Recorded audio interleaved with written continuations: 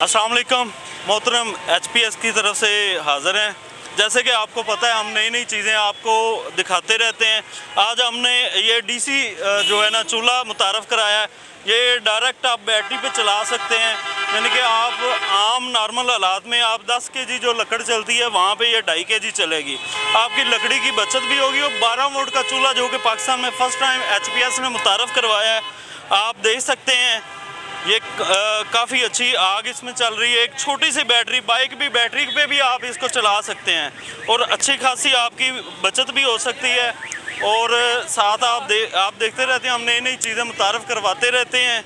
ये आपके सामने चूल्हा चल रहा है, लकड़ी की भी बचत है और इसका टेम्परेचर भी आम आग की तरह ही होता है। आप आसानी से के साथ इसको कुकिंग कर सकते हैं, रोटी बना सकते हैं, सालन बना सकते हैं, आप सब कुछ इसमें बना सकते हैं। आपकी जो है ना अच्छी खासी इसमें बचत हो सकती है। आप ऑनलाइन भी हमसे मंगवा सकते हैं। ऑनलाइन मंगवाने के लिए हमारे व्हाट्सएप पे भी रब्ता कर सकते हैं, हमारे वेबसाइट पे भी रब्ता कर सकते हैं और आप हमारे एचपीएस पेज को जाके विज़िट करें, वहाँ पे भी ऑलरेडी इसकी वीडियो ये चल रही है।